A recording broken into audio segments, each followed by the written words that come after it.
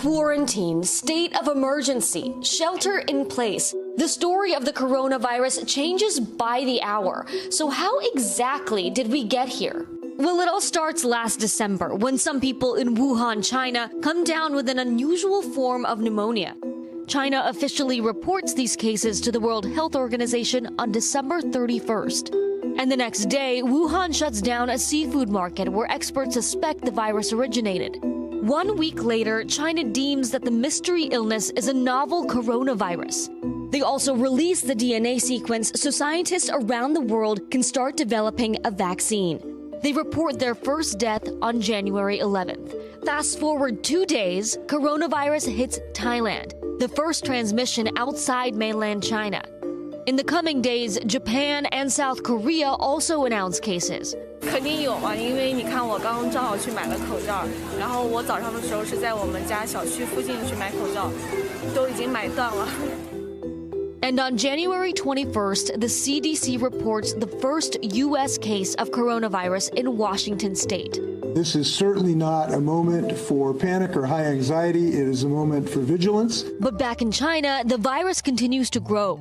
Wuhan goes into lockdown, and on January 23rd, they construct a major 1,000-bed hospital within 10 days, according to Chinese media. By the end of the month, things escalate back home. The White House launches a coronavirus task force. Chicago witnesses the first person-to-person transmission in the U.S. And the Trump administration suspends entry for foreign nationals who recently traveled to China.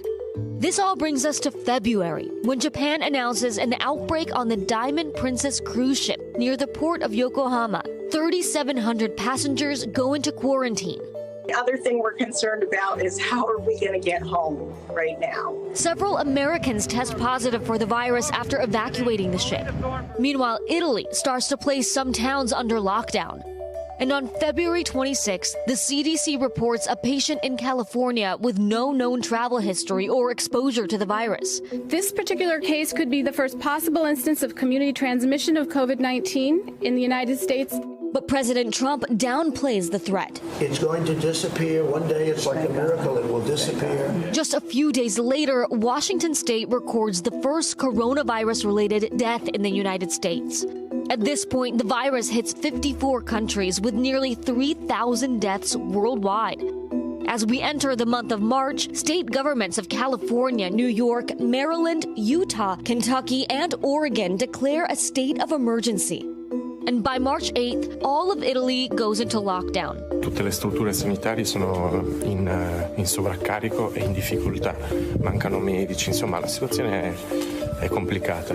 Then this happens on March 11th. COVID-19 can be characterized as a pandemic. Then President Trump limits travel from Europe. The NBA postpones its season, and Tom Hanks reveals that he and his wife have the virus. Trump then announces this a couple days later. I am officially declaring a national emergency. Two very big words.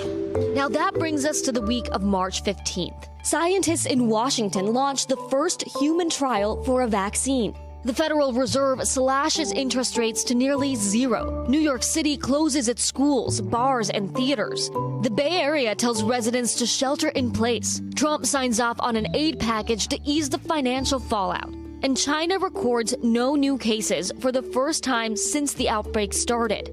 There's a lot to keep track of, and it's unclear where we go from here. But we'll be closely monitoring how this pandemic progresses, and we'll keep you informed no matter what happens next. Hey, NBC News viewers, thanks for checking out our YouTube channel. Subscribe by clicking on that button down here, and click on any of the videos over here to watch the latest interviews, show highlights, and digital exclusives. Thanks for watching.